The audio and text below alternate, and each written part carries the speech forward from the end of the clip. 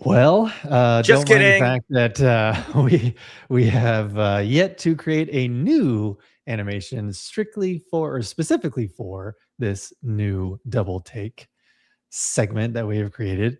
So yeah, just bear with us. um, we will have that next time. We'll have a new animation that I will create henceforth. So yeah, I dub thee not after the credits, but double take. yes.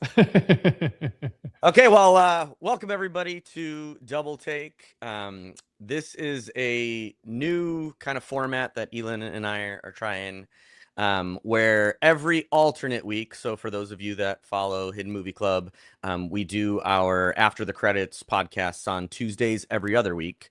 And Double Take is going to be the in-between week. So every alternate week, we're going to take a look at some films that we've curated based on the films that we talk about in the After the Credits live stream podcast. And today we're going to start by playing a little game called Connections, where we've chosen a film, or in the future, we're going to choose a film related to our Hidden Movie Club picks for the month. But then we're going to go through either a cast member, a crew member, a theme, a story, or some other notable connection. And we're going to talk about other films that are related to those in some way. And today's film is Cool Hand Luke, starring Paul Newman from 1967. So first we're going to talk about why we picked this movie. So Ealan, if you want to start, what was our thought process on this? Well, it wasn't exactly, we didn't exactly talk about this on After the Credits, but, you know, you had an excellent Substack post about Road to Perdition and about the themes involved in it. And then I also uploaded a video going over one of my favorite scenes of cinema. Excellent video, by the way. Excellent video. Yeah, and like, so Road to Perdition, and you had never seen it before, correct? Correct. Yep. Never seen Road to Perdition before. Actually, I've never seen our movie from today either, Cool Hand Luke. Yeah. Yeah, man. It is cool. But so what had those two movies connected is the fact that not only is it Paul Newman in both Road to Perdition and Cool Hand Luke, but the cinematographer, the director of photography, is Conrad L. Hall in both Road to Perdition and Cool Hand Luke. And, you know, Road to Perdition was, what, like 2002? Yep. And Cool Hand Luke was 1967. So this was very early in Conrad L. Hall's career, as well as Paul Newman's. So yeah, I just wanted to take a look at something. You know, I had seen Cool Hand Luke many, many years ago, so it was great watching it again for this. But the fact that I had not really been cognizant of Conrad L. Hall's career, you know, before ever seeing Road to Perdition. So I was just curious, like, well, what else has he done? So we went down the list, and then I saw Cool Hand Luke he had done. I'm like, holy shit, he's done that as well. So yeah, then I'm like, okay, that's it. That's the one we're going to pick, because it's been forever since I've seen it. And yeah, and I don't know if you remember, but our conversation about this actually started because you had brought up Conrad L. Hall talking about that, and I had mentioned that Harry Dean, as I was going through the list of movies, that Harry Dean Stanton was in Pretty in Pink as Annie's father. So Annie's father, those correct. are both connections to movies that we've covered in Hidden Movie Club in one way or another. Which I thought was pretty awesome, because, like, I can't believe that you're right, that the gap in time between the two is incredible. So seeing those, you know, both things, both the exquisite photography work, but then also Harry Dean Stanton just as an actor, you know, his career kind of going from one place to another, was pretty awesome. Mhm. So that's why we picked this movie. And the fun thing about Connections, about this little game that we've come up with between the two of us, is that we've both chosen a specific scene from Cool Hand Luke, but we haven't told each other about it. So we're going to break down a scene in the movie. And talk about it through the lens of some of these connections. So as Ealan is talking about with Conrad L. Hall and me with Harry Dean Stanton, but we don't know the scene that the other person has picked. So Ealan's going to show me and you guys the scene for the first time. I'm going to show you my scene from the first time. And then we're just going to kind of step through it one at a time. So Ealan, do you want to draw straws for who goes first, or do you just want to just take it away? You know what? I'm just because I was having some technical issues trying to get Cool Hand Luke to play, because I don't own it on physical media, but after today, I'm definitely going to purchase it because Rock, paper, scissors? Or you just want me to go? No, I'm gonna go. That's why, because I wanted to go Okay. first because I'm sure you have a lot more detail and thought put into this because you probably had more time than I have. Okay, But fair enough. with that being said, before we get into it, though, I just wanted to just Conrad L. Hall, in 1967, because this is a badass shot in and of itself, but it also zooms in.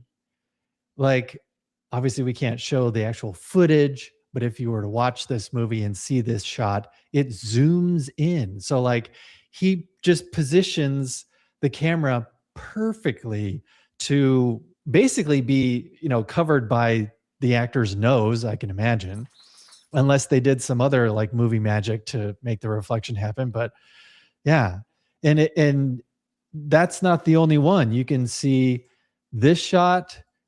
There's some really cool reflections going on in his sunglasses, as well as this shot.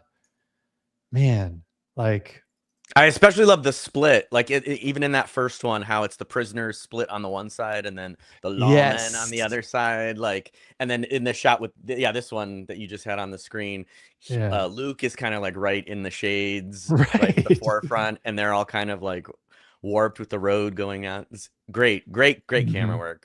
And Mhm. yeah, 1967, because there's a couple helicopter shots too that start on the ground in this film Yeah. that I thought were incredible, because I was thinking of like, wow, that's like really shaky. Like that's not all that well done. And then I had to like remind myself that this was done in 1967. So it's Yeah. more than likely literally a dude with a camera hanging or sitting on the edge of a helicopter, like being pulled up and somehow maintaining that shot. Just Yeah, incredible. dude. Incredible. Yeah, just insane.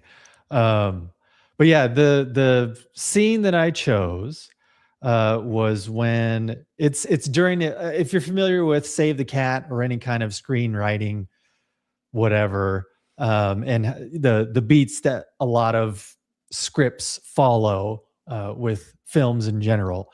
Kind of about halfway through, or like just before the midpoint of the movie, you're going to have what's called fun and games.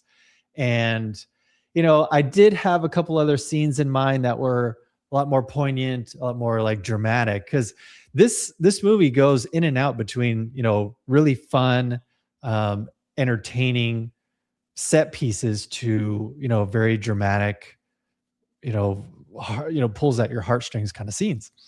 But ultimately I went with this particular scene because, I mean, especially it just kind of picks up the pace. People are having fun, even though it's a, kind of dark tale about, a chain gang basically, and all the drama that goes behind the scenes, with people who have broken the law.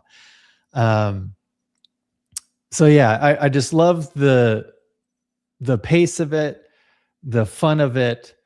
The all involved are starting to become friends because of it. And the music, especially the music, just is the icing on the cake, the cherry on top that makes this scene amazing. And it's when they are shoveling dirt on this road, And, because before this, everybody is working as slowly as possible because they don't want to overexert themselves. They don't want to, make themselves pass out because it is a really hot day, whatever.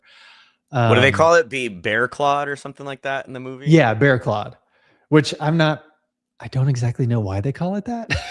I don't either. I just remember them throwing the guy in the back of the van. Yeah. Or the back of the truck. And it's, I don't know. It just, I really, I don't know. It just, watching it just makes me happy. The emotions that they were trying to convey in this scene are spot on. Like, we're gonna throw some fun into this dark story, and we're gonna let you have, fun with these people, because yeah, instead of taking their time and trying to go as slowly as possible, they make it a point to see how fast they can actually go, and they end up getting done like with I think they said like 2 hours left. There's still 2 hours of daylight left. Yep. And like, they don't know what to do, but their work is done. So they got nothing else better to do. And yeah, like even they're just impressed with themselves. Like, yes, we are capable Sweatiest of this. film of all time. I mean, I'm sure this shot alone was just such eye candy for all the ladies out there, I guess, especially in 1967. And I mean, look at those abs, Mr. Paul Newman. Wow. I love the framing of this shot too. That's a great I mean, that's why I pulled this one up too, because again, Conrad L. Hall, man, he just finds, because that's the other brilliant part about this, is the fact that this is so early in his career, and yet he's always had it. It's always been there. It doesn't seem like Conrad L. Hall ever had this moment where he was kind of learning how to become Conrad Hall. It just seems like he always was Conrad L. Hall. And the fact that I feel like there's some refinement though, because if you look at like Road to Perdition, I mean, for sure, stuff that in there that I think you're right. He's obviously always had it, but it's like the difference between seeing or listening to, like, I don't know, a Michael Jackson demo song, and then like seeing where he went in his career. Like it was always awesome, but when you see like what talent then mixed with like the hours and hours of practice and refinement comes to like great examples. Yeah, and technology too. Yeah. Because there's obviously a lot of CGI, although like seamless CGI in Road to Perdition, because you really don't. It's not glaring CGI. It's just kind of in the background, or just helps tell the story, as opposed to becomes the spectacle like a lot of superhero movies. So the it's fact not as that much you can, of a character. Yeah, the fact that you can take somebody as brilliant as Conrad L. Hall and still incorporate CGI so well, just speaks to Sam Mendes also being the director of Road to Perdition. So just this combination of all these things. But yeah, there's definitely some shots in Cool Hand Luke that are kind of all over the place, or like transitions that are a little like, oh wow, okay, that's just a sign of the times. Well, I wonder how much of that is also Stuart Rosenberg too, because this was his first film. So as a director, like there's a couple shots that I think are framed well, but then they do weird stuff. Like there's a scene that they zoom in, and it's the scene where they're all eating the rice out of Luke's dish or whatever, and it zooms in, but it's not an optical zoom on the camera. It looks like it's a zoom on the print in post, and it gets like blurrier and blurrier as you get in. So it's like, oh shit. And I feel like that's like a first time director kind of thing, because they could have just zoomed in right then and there on the shot, but for some reason they chose not to. Anyway, sorry. And then they made that decision in post, like, I guess we better zoom in on this. Yeah. Yeah, instead of, doing it in camera on set. So yeah, that makes sense. Um, but yeah, like it's just I thought this was such a cool. Well, it's kind of blurry, isn't it? But whatever. Um, yeah, it just made me feel warm and fuzzy inside. Um, and then also this particular shot, you can see, rest in peace. Just recently, Dennis Hopper is third from the Yeah. right, and his character, I thought his character Babalugitz or whatever was his name is. super kooky. Yeah, because Babalugas. you could tell he's kind of not a couple of screws loose in his head. Yeah, well, he doesn't even have any lines, if I'm as far as I remember. Yeah, just like random stuff, or like he's kind of mumbling to himself as he's praying, or making doing weird the little noises. church steeple thing. He's like, Yeah, like but he pulls. You wouldn't think that somebody of Dennis Hopper's caliber would want to do a role like that. But this was also early in his career too. But he just the eyes. You could just tell that he's well cast. He's amazing. But again, kind of going back and forth between Road to Perdition and this. And this can also be because of the, being a first-time director as well. It seemed like every single shot, there was intent with Road to Perdition and a meaning behind the shot. Tom Hanks is on the right-hand side. Tom Hanks is now on the left-hand side. There's a distance between Tom Hanks and his son. There's a shot of like going into the interior of the car that they're sitting in, but there's a dividing line, like a literal dividing line in the windshield, because he and his son are like living in two different worlds, and they're so divided at that point in their lives. And like, you just don't really get that with Cool Hand Luke. There's, as far as like, there's intent and meaning behind every shot. Not so much. It's mainly just it's framed well. But I didn't get like a lot of like running themes throughout this, as far as, this shot means this and this shot means that. So yeah, not to belabor the point too much, but one of my favorite shots in Road to Perdition is there's a scene where Tom Hanks' character, where Michael, he leaves his son, Michael Jr., alone on his own. And the shot where he returns is a split screen where you can see inside the bedroom that the son is sitting on the bed. And then there's like an empty hallway to the left. And you're not sure if Michael is going to come back. And they hold on that shot for just a little bit. And then he kind of walks in from that line, like you're saying, that dividing line right in the middle. Yeah. He walks out of that dividing line, walks towards the camera, turns around, and then walks into the bedroom with his son. And that's the kind of thing that I think is, they had to plan that ahead of time, and it was very intentional, and it was very much something that they did on purpose. And here I feel like, again, to your point, maybe it is, Rosenberg kind of stepping in on that.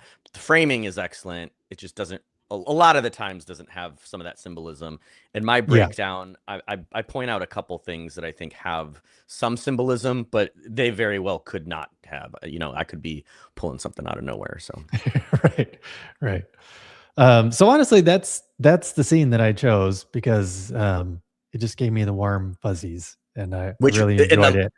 The last shot is your favorite, you said, out of the group?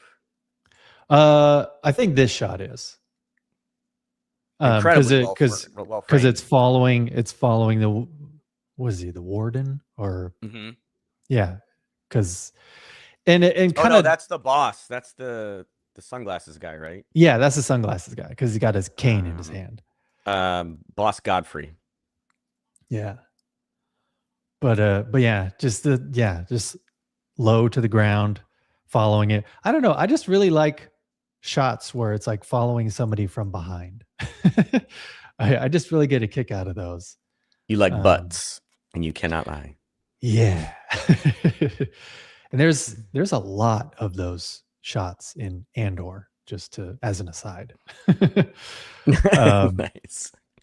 But yeah, that was my take. I was just as a close contender, I wanted to talk about the scene where he talks to his mother. Because like it's also a testament to, even though it was made in 1967, or it came out in 1967, it's just I really enjoy how even then this whole like golden age of Hollywood was over, where everybody talks with a transatlantic accent and everybody's so performative, and oh my God, this is what I God, know, see, and this is how I know it. Listen here, sir. Listen here, buckaroo. Like, everybody's like, this is acting, see? This is what you do in Hollywood. But like, Marlon Brando kind of started that whole shift towards realism, towards method acting, that kind of stuff. And like, man, the actress that they got to play his mom, it was interesting that he always called her by her first name and not mom. So that was interesting. Just to, you don't have to say that they probably have this relationship or this kind of strange dynamic. I mean, it's not spoon fed to you. You just kind of get it. The fact that he calls her by her first name and not mother or mom. But that was another scene that I was thinking about doing, but ultimately chose this one. That's awesome. I almost actually chose the scene with the mom also, because I thought that there was a couple good cues, like what we were talking about, that I'm not sure if they were intentional. I mean, one of them has to be intentional, but like a lot of the framing and the way that they're positioned, obviously, because she's in the makeshift ambulance truck, whatever that they have her in, and so there's like obviously physical separation between them. The fact that he only calls her by her first name, and at the end there's a really great shot from up above where you can see her, and they've kind of just thrown like a tarp or something, like almost a transparent mesh over the hospital or over this ambulance truck, and it just kind of like holds on her, and you see that like he's in jail. And she kind of is too, because she's obviously not in good health. She's obviously not going to make it for much longer. And she's returning the last of his possessions, which is the banjo, to him. And it's just kind of like there's a lot of good symbolism in there. That again, I honestly couldn't tell if that like physical separation was intentional in the framing and stuff like that. I would think that it would, because I feel like creative people take creative chances like that. But there's a ton of shots in the movie that seem very like haphazard, or like they move in weird ways, or I feel like the framing is ruined by some of the movement. So it's like, all right, or zoom ins, or yeah. So maybe they just lucked out on those. Who knows? But that was a good one. And actually, can you switch back to that shot of them all in the group? Because I think this is a good lead in. Is that all you wanted to talk about? Yeah. Is that all you wanted to talk about in your breakdown? Yeah, that's honestly because like I said, there's not a lot of symbolism or anything that that you can really pull from this scene. It's just really fun. And just the vibe of this scene I just really enjoyed. This is a good transition then to the scene that I picked, for a couple reasons, but mostly because the scene that I picked, when I watched the movie, there is some obvious symbolism, I think, that that visually is kind of like an allegory or like a connection. It's alluding to Luke being like this Christ-like Jesus figure, and this is actually one of the scenes that I noticed, that because obviously the group of inmates, or the guys on the chain gang, he doesn't start off as being their guy, as what's his name, Hardline? Why can't I think of his name?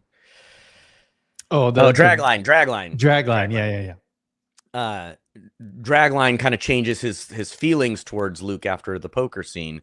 But there's a Mhm. ton of those, like, that imagery that, to me, has to be intentional. The scene after the eggs where he's, splayed out kind of in Yeah. the cruciform. And Mhm. there's a couple different scenes like that, but this one to me seemed very reminiscent of like Jesus with the apostles around him. Right. Like they're all kind of like standing around doing nothing, but he's, front and center, and they're all kind of facing in the same direction as him. Mhm. So I thought that was a good example of some of those ideas that support that motif. However, the scene that I picked um, is this scene. This is gonna let me do Bum, bada, bum, this. bum, bum, bum, bum. Da da da da da da. So this scene happens a little bit after this scene. It happens after the scene where he talks to his mom. And this scene, so again, spoiler alerts. We talk about these movies with the assumption that you've seen them. So if you haven't seen Cool Hand Luke, and you don't want it to be spoiled, don't go forward. But his mom, I'll give you 2 seconds to tune out if you haven't seen it. Uh, in this scene, Luke finds out that his mother passed and Yeah. that she's gone. And the reason I specifically picked this scene is because a lot of the reviews, a lot of the breakdowns that I watched, a lot of the things that I read about this film really latched onto the fact that the director and the secondary screenwriter um, really leaned into this allegory of Luke as Christ. And I feel like that is in direct conflict with kind of the character of who Luke is. Mm. If you kind of break down who he is as an individual person, I think that it's weird to say that it's like a full allegory. It totally feels different. And Yeah. the author of the book, Cool Hand Luke, upon which this film is based, who also happens to be the initial screenwriter for the Oh. movie and was nominated for an Oscar on it, hates this movie. He said they did 99 different things wrong when they filmed this movie, and that once the screenplay left his hands, that they kind of butchered it, and that he wasn't happy with how the story was presented. So even though it's considered to be one of, the most iconic, well-known, classic films of all time, he Mm. just didn't really like it. He didn't really like the way that it was framed. And I think that's because the story of Luke was kind of autobiographical for him, or Cool Hand Luke Mm. was kind of autobiographical for him. He wrote it after he went to jail and was on a chain gang for some petty theft, apparently. Yeah. And so I think a lot of that breaks down in the film and in the book. Luke is an atheist who has a lot of resentment towards God. He doesn't talk about God in any kind of favorable way. Even at the end, like the closest he ever gets to seeing God favorably is in it's not really a throwaway. It's kind of a important line, but he says it kind of as just like, whatever. Mhm. But it's that, hey, maybe you're just kind of a loose cannon too, like I am, something like that. It's more of like a resignment of the fact that, yeah, maybe God just is just like him and is, not meant for this world, but God is not of this world, whereas Luke is.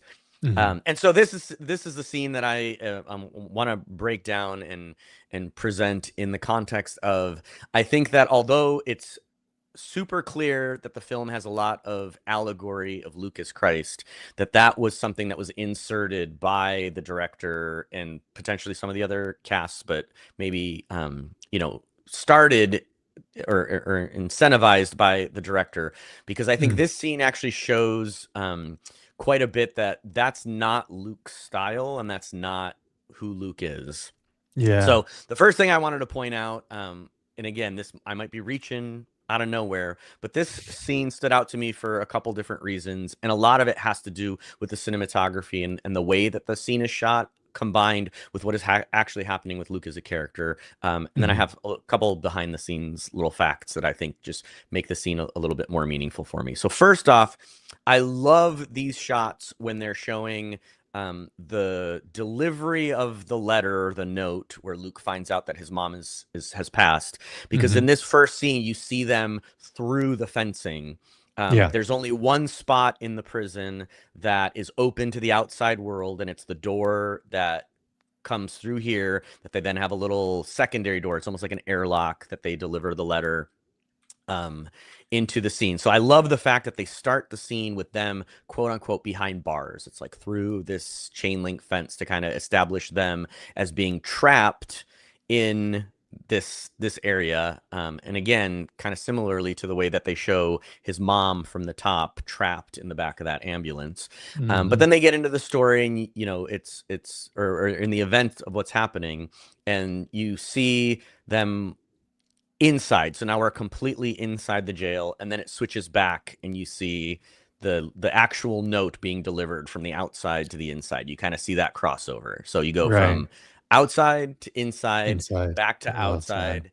Yeah. And then now we're dead on inside, where Luke is seeing the note. He's, you know, kind of discovering what happens. And I think throughout the whole film, you know, Luke is obviously kind of like the outsider. He's presented from the beginning as the newbie outsider that comes in. He's very anti-authorian. He's, you know, not one to submit to the will of those in power. There's a great scene with him and, why am I never going to remember this dude's name? Dragline. Good Lord. Where him and Dragline are fighting, and he refuses to stay down despite everybody else, you know, wanting him to stay down. And I think that the way this kind of scene is framed is especially weird, because you kind of have like the light behind him, which some people online were saying it's like a halo, you know, behind his head or whatever, which I think it's reaching a little bit to say that, but I could see the argument for that if you're really bought in to the idea that this is an allegory for Christ. And then this is where I think the scene really gets interesting, because there is some heavy allegory that follows that line of thinking. In this case, you know, Luke has kind of been the loner the whole movie. He's not really been a part of this group, even though he's eventually welcomed into the group. He's kind of his own man. He stands alone. And even after he's part of the group, he still stands alone in the group. But there's like a respect that the other prisoners have for him. And this shot, I think especially, was really great, because with the exception of this guy that happens to be kind of facing him, they all move away from him. He's kind of like shunned, outcast. He's walking towards the camera after he finds out that his mom dies, and they all decide to kind of give him space. You can see Dragline and a couple of the dudes in the back like waving them on, like, hey guys, give him some space, get over here or whatever. But it really shows Luke again in that isolation, which again I think really supports the idea of this being an allegory for Jesus and all the apostles kind of, you know, being their own people who respect him but can't really understand him, because Jesus is obviously, Jesus was the Son of God, and they were just mere humans. And so two things about this shot in particular that I absolutely love. Number one, this is a set. I did not realize that when watching this. I thought this was a building that they actually used to film in. And apparently every single one of these walls is movable, and the whole thing collapses. So this whole thing is a set that they built in California, even though the movie, I think, is supposed to take place in Florida or like the South. They never really mentioned it, but the book takes place in Florida.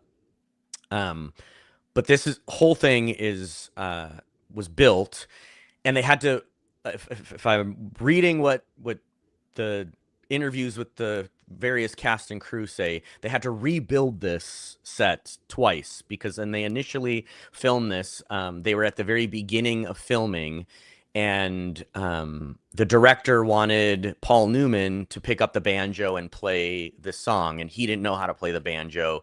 He didn't know what to do, and so they were kind of like, well, we'll just have Harry Dean Stanton actually play the banjo off screen behind you, and you mime it or whatever.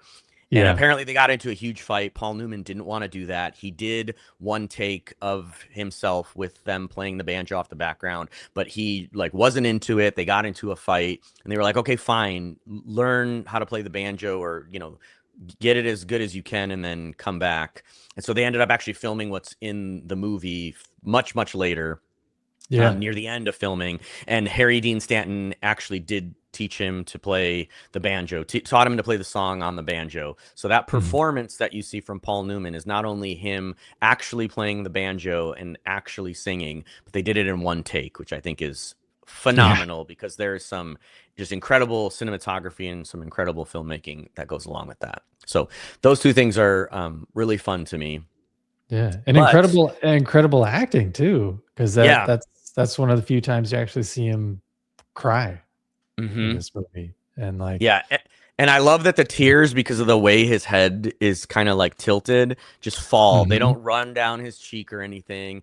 You see them puddle up and then they just fall. And it's Yeah. so like it's so real. It feels very visceral. Mhm. So I thought that was really great. And so this is the scene that you're seeing after Paul Newman learned how to play the banjo. And there's a couple things I think about the allegory that I think this scene in particular fly in the face of. And one is, to me, this scene is kind of like Jesus in the Garden of Gethsemane before Right. he's taken away by the Roman soldiers, where he's like crying. But obviously in the movie, it's not framed that way, because there's a later scene where he's like in a ditch, and he's got to dig the dirt out. What's your dirt doing in the captain's yard or whatever? Right. um and then on top of that, the song that he's singing. So what I love about the way that Paul Newman acted this and played it is twofold. The song starts off really slow and depressing, and then he kind of picks up the pace of it Yeah, in like the halfway middle. through. Yeah. Yeah, which I thought was a really, obviously had to be a choice. I don't know if it was Paul Newman's choice or if it was the choice Mhm. of the director or anybody else on it. But I loved the way that it shifts from kind of like hopelessness, which again is just him recognizing that, like, man, I'm not meant for this world. This whole system that I'm in, this whole situation that I'm in, is something that I just, like, I don't know what else to do with myself. Almost to like this resigned hopefulness of like, well, now I know where this is going. And I think that that kind of flies in the face of the allegory with Jesus, because Jesus, again, resigned himself to, he was just like, this is God's will or whatever, so he's going to do that. Mhm. And then the song itself, Plastic Jesus, is kind of a sorry, is an fu to the to all the guards and the system itself. The song Plastic Jesus is, it at first glance, when you listen to the words that he's singing and the lyrics that he's singing, it sounds like, he's not worried because he's got God by his side and Jesus looking out for him, and that no matter what, as long as he's got Jesus on his side, he's going to be taken care of and everything's going to be okay, and yada yada yada. But the song Plastic Jesus at the end reveals that the reason why he feels so confident is because Jesus is a flask, and he's been driving in the car drunk, and he pops off the flask, and the reason he's not worried, because even if the cops come and pull him over and try to arrest him, his alcohol, his vice is hidden.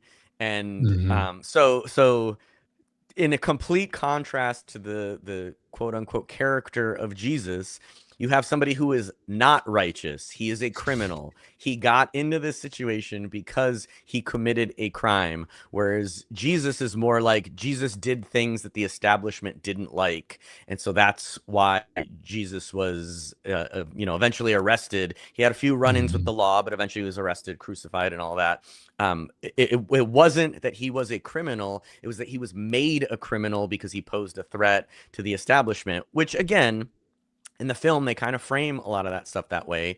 But I feel like the book and the writer in Luke's character frame it more of just as like, he doesn't belong in the system. He's a victim. The only reason he ends up in jail is because he committed a crime, but he committed a crime because he felt lost. He felt drunk. He even says at one point that it was a revenge, and some people, I think, take that as revenge against a person. Some people take it as revenge against the system that took him into the military, let him serve for his country, gave him all these prestigious awards, and then dumped him on the street. Mhm. You know, whatever that may be. He is a criminal, though. At the end of the day, he was a war hero that committed a crime, got in here, and then every punishment that he does is because he tries to escape. He doesn't just buck the law by like inspiring people to, you know, to I don't know, unite or do whatever or be like this universal figure that Jesus is. He actively like flies in the face of everything that the authorities do, and I think that's the point of the story. Is it's very anti-authoritarian. It kind of flies Mhm. against the face of that. But yeah, the song is kind of an fu to the authorities. It's kind of like, okay, Yeah. well, you know, I don't really have anything else to lose. If I did have anything to lose at this point, it was my mother, and now she's gone, so you can't really take anything else away from me. um and I think that's what this song symbolizes a lot more than any kind of like, you know, allegory that's presented in the visuals of the Mhm. story.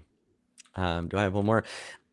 And then on top of that, this is the end of this scene, where they kind of film this. But again, I just wanted to point out because the very next scene following that does some of that imagery again a little bit in reverse, where Luke is Yeah, they're all facing in the other facing away. direction. This Mhm. time, the captain is behind the chain link fence and they're stuck inside.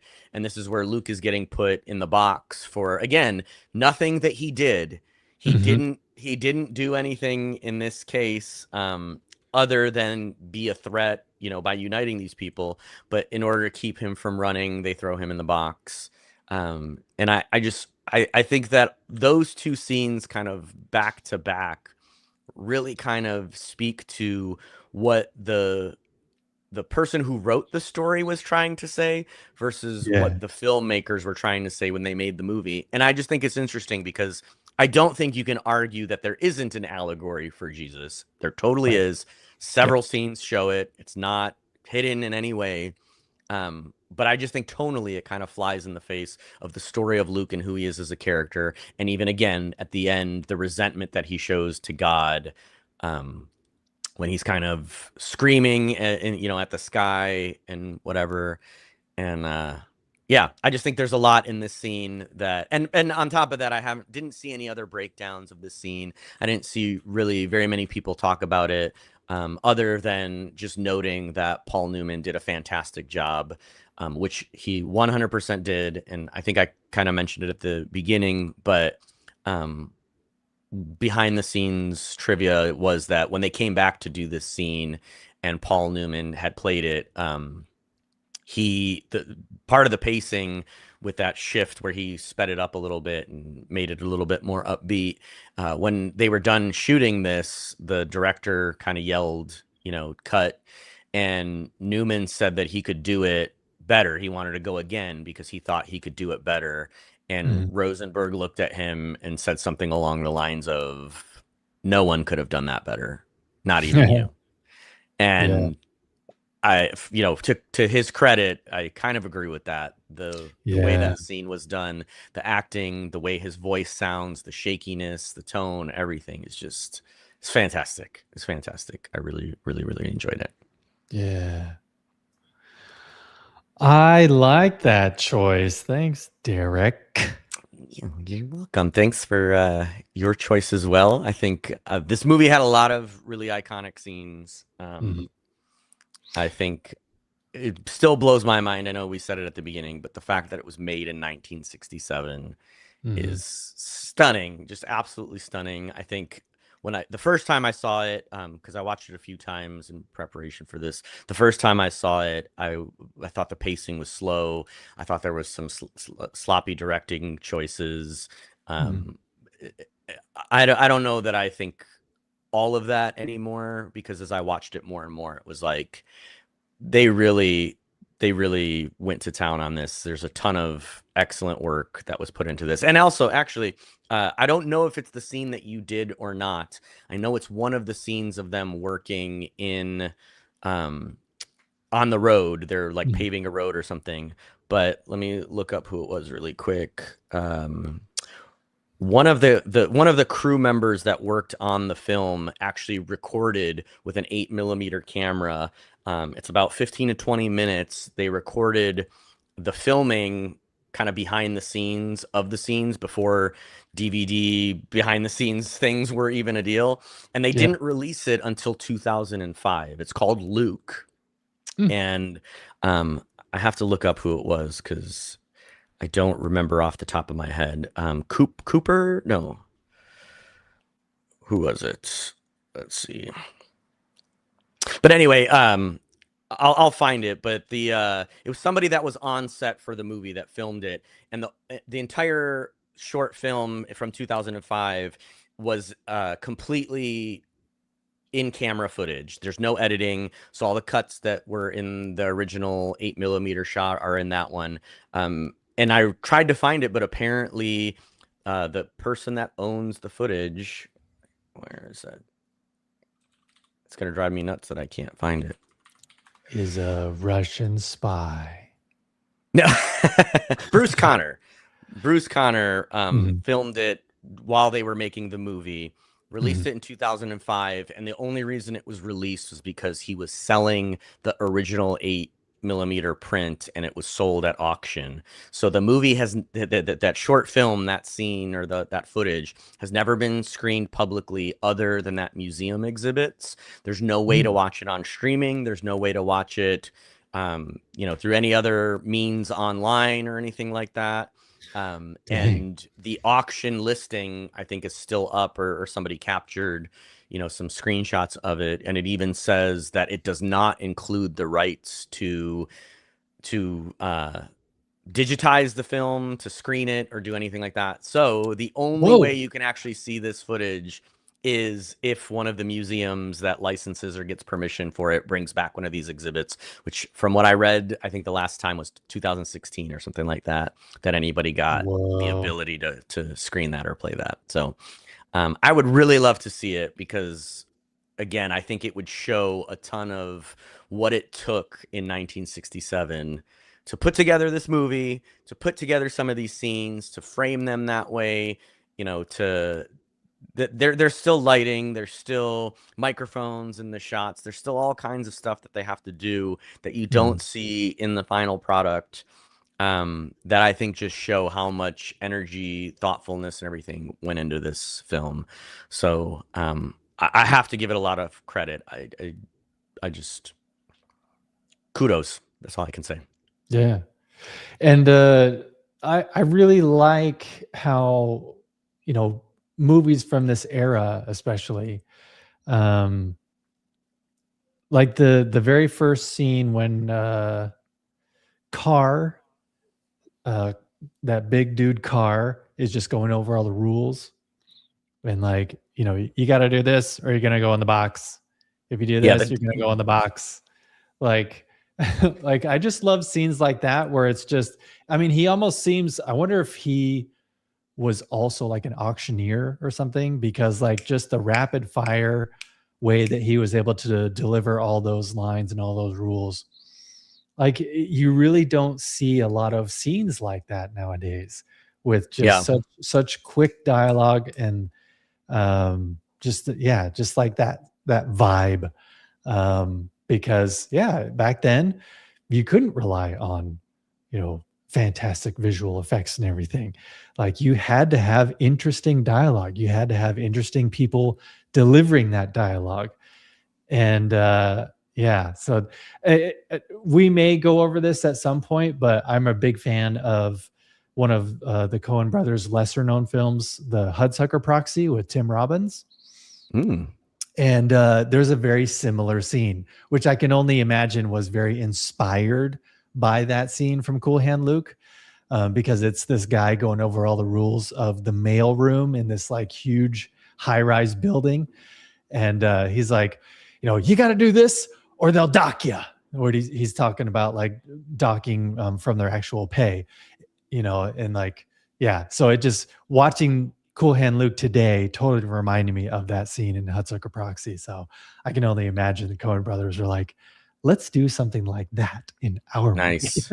Yeah, I wonder if So, there's like thematic connections there too, because mhm. that scene in here, it's like funny. I love watching the reactions, especially Paul Newman's reaction, because as he's doing that, every line ends with "You end up in the box, you end up in the box," Yep. and he kind of mimes that line at the end or whatever. But it's funny because 1967, and the movie very obviously has an anti-authoritarian lean to it. And what I Mhm. love about that is that they take it about as seriously as it's presented. So like when Carr is delivering this stuff, he's kind of saying it as like hey, we're being nice to you guys. Just don't break the rules and you'll be Right. fine. You won't end up in the box. Like you won't have anything to worry about if you just play along with us. It'll be fine. And I think there's some connections that we can even make to nowadays, because one of the things that is like consistent about the movie in that presentation of that is that every single time these guys are punished, it's always presented as like that abuser relationship of like, I'm sorry, like I wish you didn't make me hit you, like when Yeah. Luke has to go in the box because his mom passes away. Like again, he's going in there because his mom passes away, not because of anything that he did, but just Yeah. because they're worried that with that He's additional not thinking motivation right. now, yeah, that he might incite the troops, which he's already kind of taught them to think a little bit differently. But they Mhm. present it again in that like and Luke even says something along the lines of like, oh, Captain, like the first time they catch him and bring him back, he's like, yeah, I wish you weren't so good to me, Captain. And it's just Right. kind of like all they do is they change the rules. They give you these rules that if you just follow them, everything will be great. But then anything they don't like, the rules quickly get changed on the fly. Mhm. They're like inconsistent about them. And like we see that happen a lot, not just in modern film, but even in real life, a lot of the times where the authorities kind of will play with the rules willy-nilly and make it seem like you're the one that did something wrong, or that whoever is the victim did something wrong, just by playing up on that, like, hey, we were good to you, we didn't do anything wrong with you. It's like Mhm. very abuser mentality or whatever. So Yeah. And very interesting that they were discussing that stuff back in the day. I thought it was really brilliant casting too on like the main warden guy. Mm-hmm. How he's like physically he is a small man, Mm-hmm. and High pitched vocally, voice. Yeah. yeah, vocally he's got that high pitched voice. So the fact that you've got this kind of dichotomy going on where it's like I have all the power and yet I'm, if you just saw me on the street you wouldn't realize that. And yeah, what we have here is failure to communicate, and just that whole like, yeah, just kind of throws you off. Like, how did he get in power? Why is he the one that's ruling over everybody? So yeah, I just thought that was a really cool casting choice. And I mean that may have been a part of the book. I'm not sure. But yeah, I just thought that little detail was pretty cool, pretty spot on. Yeah, Um, it's a good juxtaposition between the two. And fun fact about Conrad L. Hall, apparently he got into a very, very big fight with some of the studio people and with the director, because mm, actually in the scene that's still on the screen from my breakdown, yeah. uh, they kept saying that he wasn't making Paul Newman look handsome enough, that they wanted they wanted all the shots of Paul Newman to make him look like really, really manly and Mm, handsome and everything. And specifically in this one, they said you couldn't see his eyes, his beautiful blue eyes. So this is right. actually, I screen capped this because of that. But they added Yeah. a light that you could see. There's like a little bright spot just behind his shoulder. They added a light spot so that he could look up and you could see his blue eyes, because with his head down, it was in shade. You couldn't see, all that stuff. Hmm. And I think that's kind of funny, because you're mentioning the juxtaposition of like this short, high pitched, clean Yeah. cut guy. You're supposed Uh-huh. to be going up against this dirty guy. They apparently didn't wash any of the costumes the entire production, because they wanted them to get dirtier and dirtier and dirtier as they went on. But then you have this Wow. absolutely gorgeous, handsome man in Paul Newman that you're like, this guy is so good looking, and we're making him look dirty and gross and bloodied and whatever. Right. It's kind of funny. Yeah, man. But yeah, overall, are you glad you purchased it on physical media? Is it a good? Very much so. Very much so. When I again first saw it, I thought I kind of was like I couldn't understand why it's deemed a classic, because the story, I liked the story, but again I thought it felt like a little bipolar in the way that it was showing Mhm. some of the stuff. I wasn't really sure on the ending, because the ending is kind of ambiguous about whether or not he dies, but I think it's Right. pretty obvious that he dies at the end. And again, that felt like some studio involvement, that they were like, well, we can't have Paul Newman dead at the end of our movie, like, Mhm. and then that the kind of the heavy-handed Jesus allegory, at the end, dragline, he's telling the other inmates what happened to Luke after they took him away, and it's very much kind of mirroring Peter telling the rest of the apostles, like, yeah, Jesus rose from the dead and I saw him walk Right. away and all this stuff. And again, like, thematically, it's kind of like, that he's just telling them that to make them feel better. Whereas in the case of Jesus, like, he actually rose from the dead, at least according to the Bible, and what Peter is telling them is the truth. And in Dragline's case, it's very much implied by the story that it's not the truth, and that he's just kind of doing it. So my first thought was that I wasn't sure if I liked the movie, and I thought that Paul Newman's star power was really driving a lot of it. Mhm. But after watching it a second time and then just kind of skimming through it a third time, there's just a lot to it that I really, really appreciate. I Yeah. really, really appreciate it. I don't know that I would recommend it, especially to modern movie goers, unless you really like film and the process of how film is made and what goes into it. Yeah. Because the pacing is very slow. Again, like you mentioned, you don't have the ability to film anywhere and do anything, so it's very constrained by the locations that there are in. There's some, stuff thematically in the movie that maybe hasn't aged well, just because of kind of the way the topics are covered and things like that.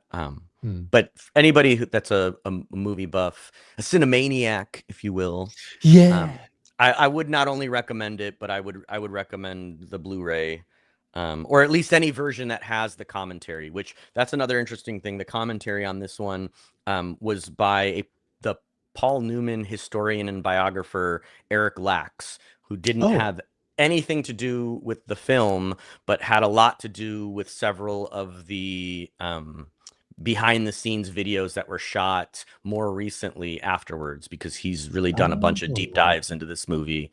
And I really appreciated the insight that he had. He brought a lot of context, again, especially for somebody like me who thought that the movie was driven a lot by Paul Newman's star power and the Mhm. previous movies that he was in. He does a really good job of kind of dispelling that Oh. that idea, because he Yeah. talks about how Newman specifically had asked them, you know, don't write the movie, or don't set it up in a way that, like, is that you have me in mind for this part. Like, I want to exude some range. I want to do something that's a challenge for me. I don't want Oh. something that kind of plays into the stereotypes of who I am.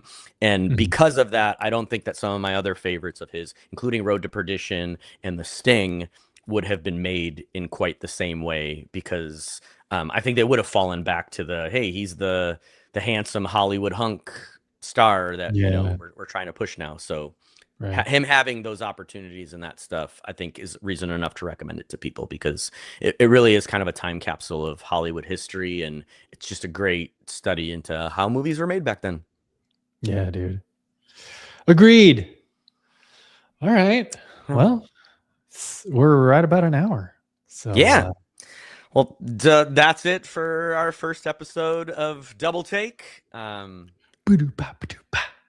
I hope you guys enjoyed our breakdowns of Cool Hand Luke. I hope you learned something about Conrad L. Hall. Definitely check out his other filmographies, Paul Newman's filmographies, Harry Dean Stanton's. All these people had really, really bountiful careers that Mhm. I think are full of just great examples of talent. So it'd be awesome if you watched some of that stuff, or kind of supported them by getting to know a little bit more of their body of work. Mhm. Um, If you have a Oh, suggestion, what? yeah, like since this is our first foray into this double take and connections and all this other stuff that we like to do every other week when we're not doing after the credits. Um, one thing that we were kind of bouncing when we were bouncing ideas off each other is that something like this, we would love to be able to not just show you screenshots of what we're talking about. Yeah, We would YouTube love won't let to. us. Boo. Yeah, YouTube is obviously not going to let us just show clips of a movie because it's, IP, whatever. But Substack will let us do it because Substack has the ability to do live streams. So in the future, we don't know exactly when. We would love to do more of these where we can actually show you clips and watch the footage in real time. So, and that's going to be behind the $5 pledge paywall. But again, that's definitely down the road. We're not sure exactly when that's going Yeah, to happen. and if we can't do it for the live stream, we'll at least offer our Substack subscribers, or really any subscriber tier. We'll offer these where we'll go back in post and add the scenes if that's something that people do want to see, because I think it adds a lot more when you can see the scene in context and kind of Right. We've been talking like the one that's still on the screen about all the emotion and everything that went into it. It's way easier if you're actually able to see Paul Newman's performance. So For sure. totally agreed. As I was saying though, if you have a suggestion for films or a film that you want us to break down or discuss during our next double take, which again will be in 2 weeks, leave us a comment on YouTube, on one of our Substack articles, or anywhere, and we'll throw up some polls. Paid subscribers, so if you're in that $5 tier already and you want to throw us a suggestion, you can skip that whole line and just tell us what movie you want us to do, as long as it's connected to one of the movies we've already discussed, and we'll pick the scenes and do this fun game. We also have a few other games that we're playing around, so every week won't necessarily be or every double take won't necessarily be connections. We have a couple other ideas that we're throwing around, just some ways that we can make these discussions a little bit more fun and get you guys involved in giving us some, prompts or ideas for movies that maybe we haven't seen before or that we've never done a breakdown for. So let us know. That would be great. Drop some comments in and just let us know what you're thinking about this. And then lastly, remember that next week, as Ealan mentioned, our After the Credits live stream will be for Fargo. Yes. Which I have never seen before, so I'm super excited to watch it and do a breakdown. I hope that I can get my copy of it in time to also watch it with the commentary, because again, I've just heard so much great stuff about it. And then have we announced the movie, the After the Credits, for the following yet? Can we say that? I don't know if we have, but sure. Cowabunga, dude. We're doing Teenage Mutant Ninja Turtles 2, The Secret of the Ooze, for its anniversary. It's playing in theaters. So again, if you can go see the movie in theaters, please do. Don't just watch movies, experience them. And if you can go with friends, then that is even more awesome. Take your friends to see TMNT 2, The Secret of the Ooze, and we'll talk about it in the After the Credits at the end of March. Yeah, because it's playing in theaters in the middle of March. Yes. So get your tickets now. And then join the discussion. Yeah. Join the discussion. It'll be 2 weeks from this coming Tuesday. Yeah. So we'll be doing Secret of the Ooze. And if you're lucky, I'll do the whole ninja rap live on stream. Just kidding. Go ninja, go ninja, go. Okay, well, thanks, everybody. We appreciate those of you who came and watched. If you're seeing this after the fact, we appreciate you, too. Don't forget to comment with movies that you think we should watch and or break down. And we'll see you guys in a week for the live stream and in 2 weeks for another double take. Bye. Peace, everybody. Thanks for watching.